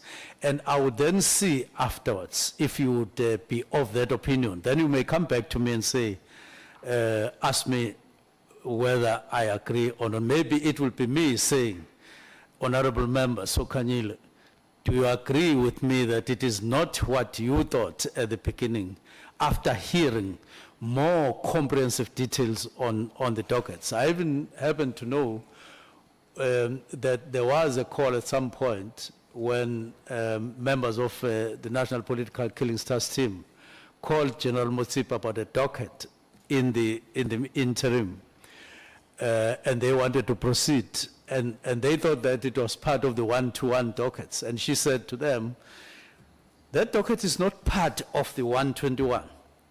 Check in your dockets that are remaining there. And when they checked, they found that the docket was there. And they said sorry to her, and so on. So I'm saying not exactly, not exactly. And remember that according to the report that I'm aware of, some of the dockets were 2016 dockets. Some of them in later years, 2020, 2018, and SBIA came to this committee and did respond along those lines. But they are the people who know exactly the status of each. So it shouldn't be assumed in a blanket approach that each and every one of those dockets, while they were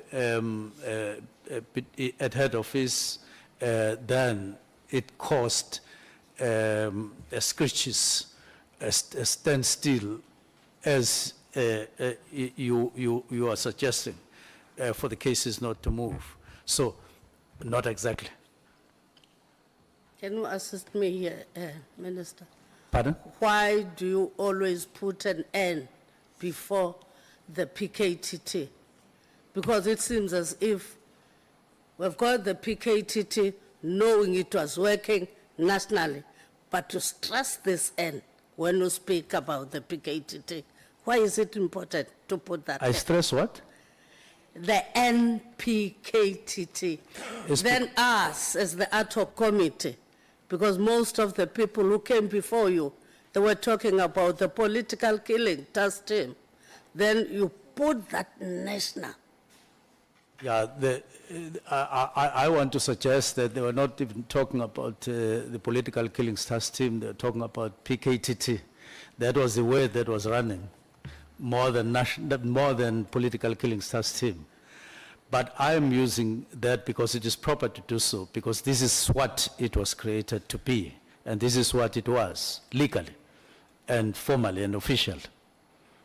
But you can use whatever other references and so on. You'll say that, but it was what it was meant to be. Okay. Yes. You know, General SBIA was here before you. We'll say that because the document, the dockets were in his office.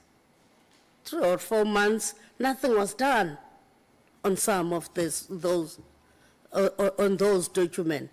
If you listen to what was said, I'm just raising it not to say respond on that. I've heard your answer. That we must act so and so on that. But we did establish that 3 or 4 months, those dockets that were taken or which they find themselves in General SBIA's office, nothing was done to them. Perhaps not exactly, that's not what I heard. What I seem to have heard and are aware of is that those dockets were, got to be worked on after handover, and there are quite a lot of things that happened when they were to be taken to the serious and violent crimes unit in KZN. So, resulting into a fair conclusion that it wouldn't have even taken that period if the process of handing over had become smooth as it was envisaged. But there were hitches among officials between KZN and nationally on the matter as they handled the dockets. But even that period when they were still at head office, they were being worked on. And there was even an investigation ordered by the National Commissioner where he appointed General Pategile to go and investigate, and they asked for the dockets.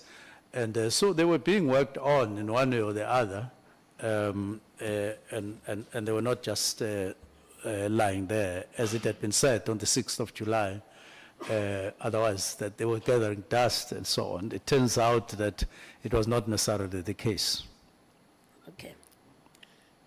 Then lastly, Minister, in the circumstances, would you agree with me or this ad hoc committee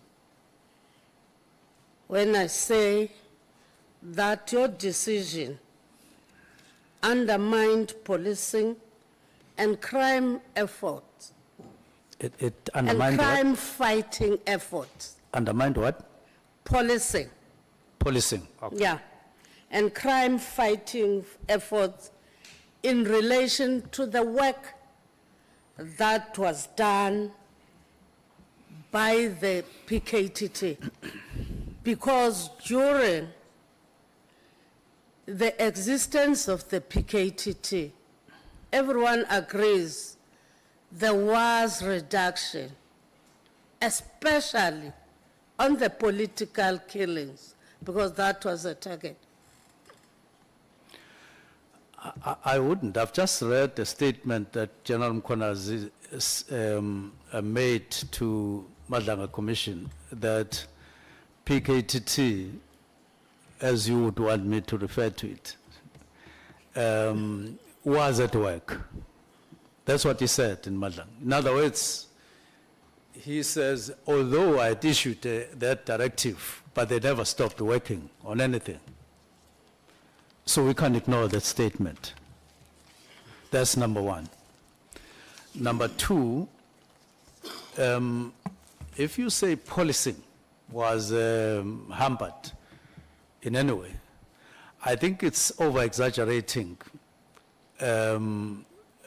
those matters that were dealt with by the National Political Killings Task Team at that time, and taking it for policing in the whole country, which is an error.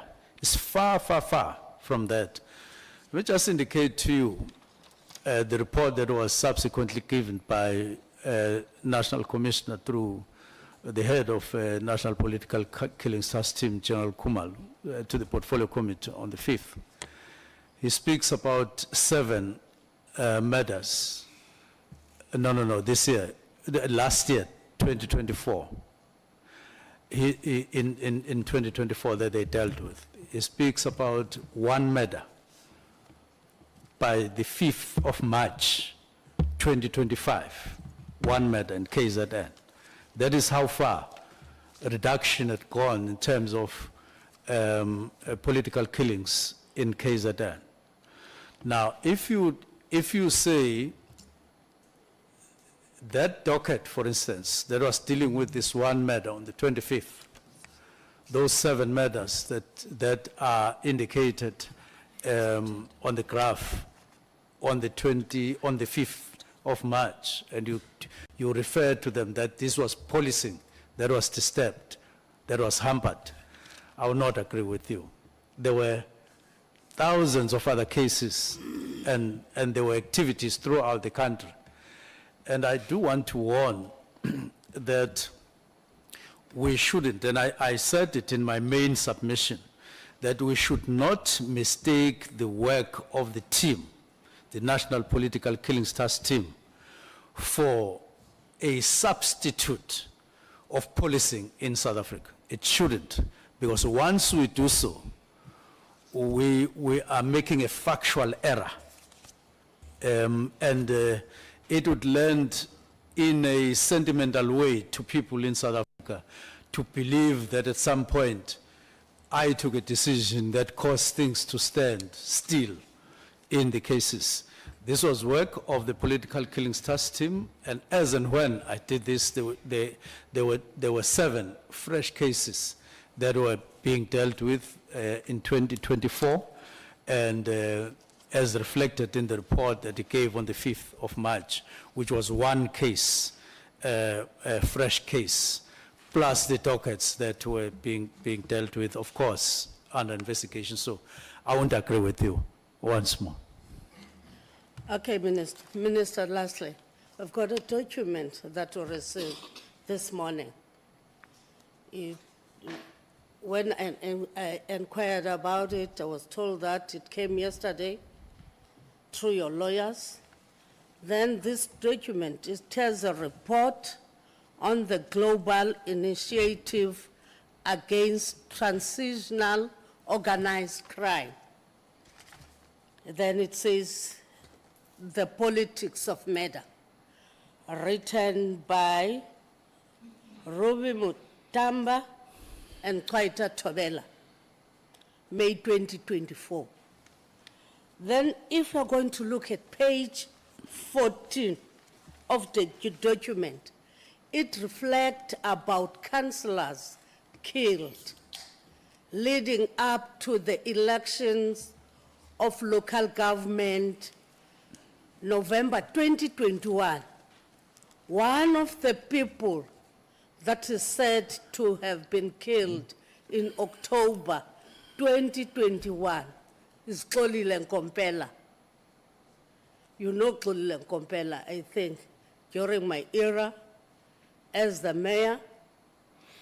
Xolile Nkompela, a municipal speaker, was ambushed and killed while returning home after campaigning for the ANC in Tsolo, in the Eastern Cape.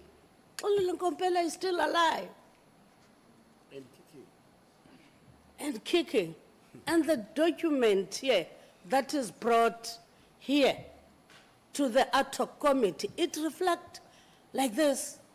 Because if Xolile Nkompela can see this, you know yourself, Minister, he can say that it's me who said he has been killed.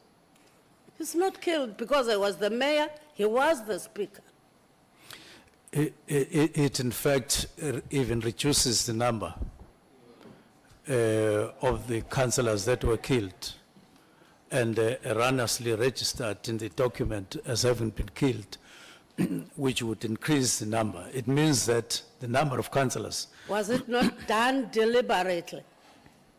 That were given a document to come to us, reflecting Xolile Nkompela being killed, so that we can say that it reduces the number, Minister. No. The report is not written by me, it's written by a global initiative. But I'm saying the effect thereof is that if we thought that that report was accurate, it would mean that the number of councillors killed is plus or inclusive of that councillor, when in fact it is minus that councillor. It means that it's an error. I think we must put it straight. Xolile Nkompela is still alive. And that is great news. Honorable Sokanyile. And that is positive news The report from that where I sit. The report that you refer to, who brought it here? I went to the lady to ask.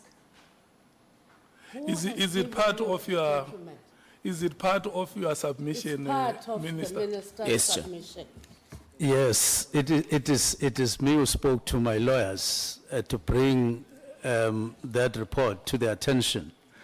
And if there's an error, all we need to do as a collective is to, on my side maybe, raise my hands and say there was an error on the side of the global initiative. But in essence, that report talks about 4 categories, as I spoke last time, 4 categories of murder in South Africa, in KZN in particular, and give estimates which I believe are quite next to accurate from where I sit. But if you are then suggesting that just because there was that error, it shouldn't be, we shouldn't register the contents of the whole report, I would disagree. Errors do happen. Honorable Minister, may you please confine yourself to the statement about Nkompela, or if there is other Nkompela, because I know where I come from, you may find in a village you have 5 or 6 Mulapila Khanyan. So what is your response to the name that has been mentioned there? I have noted the honorable members, Honorable Skosana and Honorable Shonga, I'll give you time to speak. If we can just deal with this part of Mr. Nkompela. I have no reason whatsoever to doubt the honesty of the honorable member, who I happen to know personally, Honorable Member Sokanyile. I believe that she's correct in what she's bringing my attention to. Okay, Honorable Skosana. Are you fine, Honorable Sokanyile? Okay, Honorable Skosana. Thank you, Chair. I don't think it's appropriate, Chair, for the minister to downplay what we were given and were told this document is part and parcel of the minister's submission to us. And I mean, it means we must discard this information which were given to us, because it means he did not peruse the document, whether it's his lawyers, but he must take responsibility of this document. He can't downplay this. I mean, we were given this document this morning. We were told by the lady to say this document comes from the minister. It can't be downplayed, Chair. I don't think we are really. We have to take this thing as easy as that. That, you know what, the minister is distancing himself from the document. It can't be, Chair. Please protect us, Chair. Okay. Honorable Shongwe. No, Chair, I was in line with Honorable Skosana, but Chair, please protect us. The minister has a tendency of ukusibonisa indlela akhuthele ngayo. Ubuzwa lo umbuzo asiphendula into yaseJohn yakaJohn waseNiniva ayilandele kude. And that takes his card, Chair. So siyacela ukuthi angasibonisa ukukhuthala kwakhe. And number 2, Chair, if leli phepha ezenalo yena akalithembi akasitshele manje silijikise ngoba if already said ne error A1, how many more are there? So we must deal with this document immediately ukuthi do we accept it or not. If uthi li right linje asiqhubeka nalo linje. Sazi ukuthi uxola ubani lo la uphilayo? Uyabona ke? No, thank you, Chair. Do you want to say something, Honorable Ngola? Okay. No, Honorable Minister, the members are right. You have to take responsibility for the material that have been submitted before us. Especially that you make reference that these submissions have been made through the assistance of your legal team.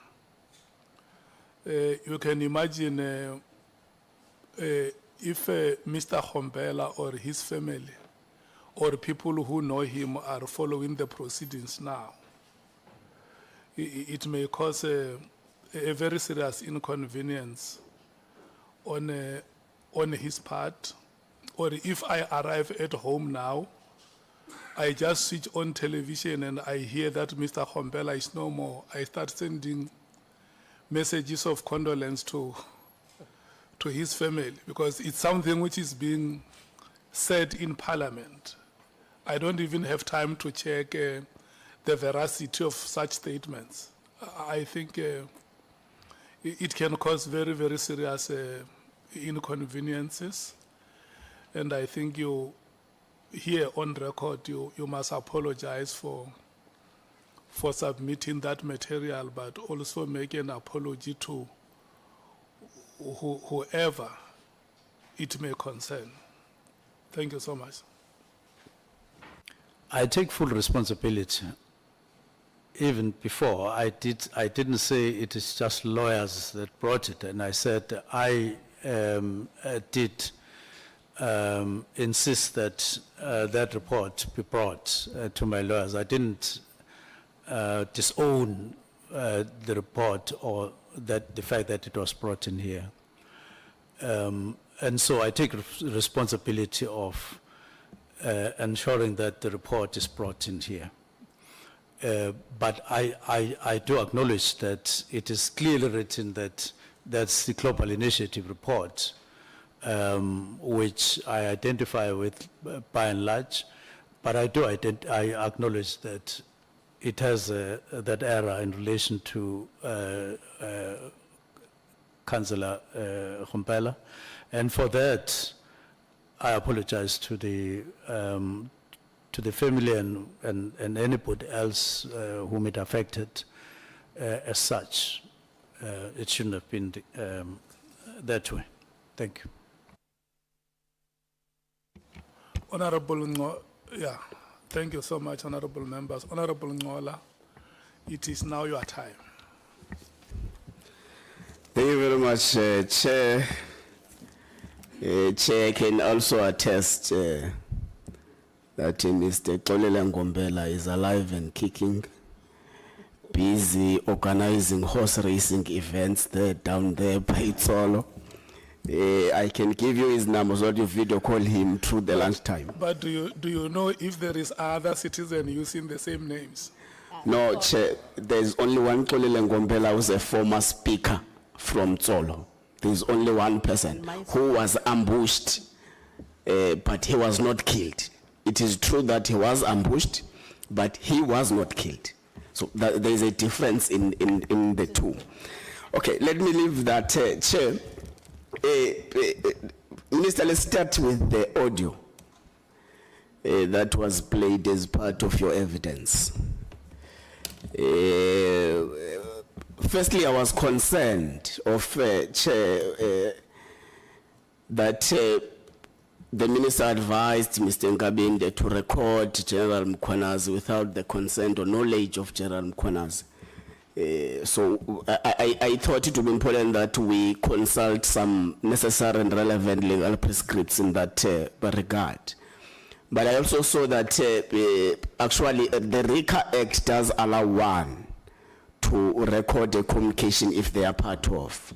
So it gives two instances, two conditions, Chair, that if that person is part of that conversation and that person is not using that to commit a criminal offense.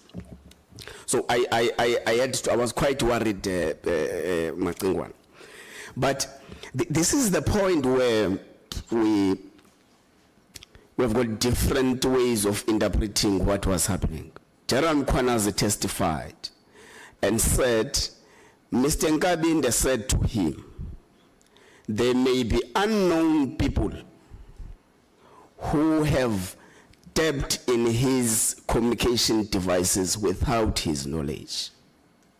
Now, when you testify that you would have advised the Chief of Staff to make a recording of the conversation between him and General Mkhwanazi. What is your take?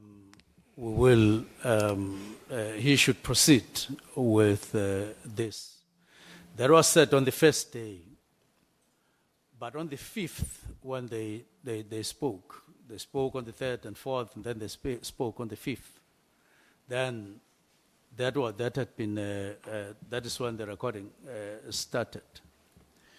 Now, when they start the recording, they acknowledge what they had discussed on the 2nd, as you heard the other time. That needed to be clarified. Yes, they did speak about a supposedly screenshot conversation between them, but they themselves say they didn't know how that came about, but it had omission of things that they thought anyone who would have recorded them would have included them, but excluded some of those things. So you say you are concerned about that. We leave it to them and their recording. I was merely sharing the recording on my side. Okay, you say part of what would have made you interested for a recording of conversations is the fact that you got briefed by the Chief of Staff that General Mkhwanazi is very angry and making threats. So you advised the Chief of Staff that it would actually be adequate that from now on you record the conversation. So you brought evidence in the form of an audio that part of the threats that you think that are being said in the audio is that someone says if you are clean, you can proceed and all those things.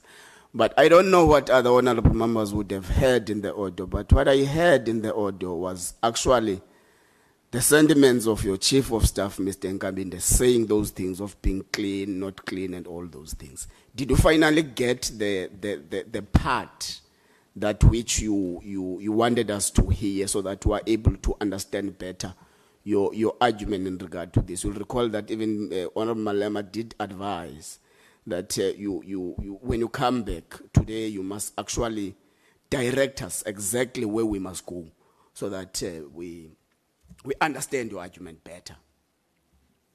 The part that I was interested in was where such a statement was being made between them and then recorded. Now, it's only in reference, it turns out, because that part was said before they started recording. But it is referred to in the conversation on the 5th and acknowledged by them when they remind each other that whoever would have screenshot them when they were discussing would not have missed out on this part and that part. For instance, on the first part where there was talk of fight back, where there was talk of if the minister is clean. That conversation had not been or was not recorded, and I thought part thereof was actually recorded. That's why I brought it here. But it turns out that it is only in reference. So my answer to you is that I thought that that had been recorded. It turns out it had not been recorded. It just comes as a reference, rather. Okay.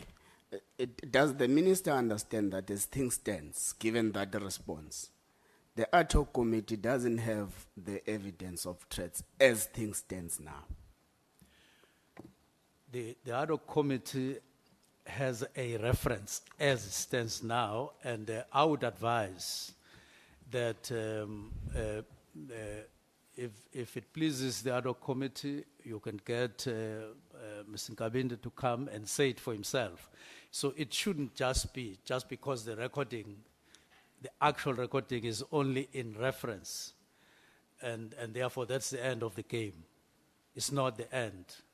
And Nkabinde is alive, he can be asked to come so that he says it himself, if you so wish. He's alive and kicking. He's alive and kicking, just like... No, it's fine. Yes, Chair. You know, this morning when we started, from this table, we made an announcement to members of the ad hoc committee that our support team followed up with the minister and his team to forward the extract that he wanted us to play on that day. And as at the time of resumption of proceedings this morning, that extract has not been forwarded to us. So it is not us. It was him who said it last week on Friday, that he wanted us to hear that extract, and it was not there in the recording. And you are very right that when we rose, Honorable Malema said, please make sure that whatever piece of information you have, you want to bring us, make it available. So it has not been made available, Honorable Minister. And the question that the Honorable Member is asking, he is justified to say that as it stands now, the ad hoc committee doesn't have that extract, which you promised that it will be made available. Yes, Chair, and I give a reason that I was under an impression that it had been recorded when the recording of their conversation had started, and it turns out that it had not started on the first day when that was mentioned. It only started on the 5th day. Yeah, yes. I take the explanation, but the fact remains, as we proceed now, the extract is not here before us. It is not here before us as intended, except to add that it is in reference, only in reference. Yeah, we agree. If we use the primary and the secondary, we will say the primary is not here. I would agree. Thank you so much.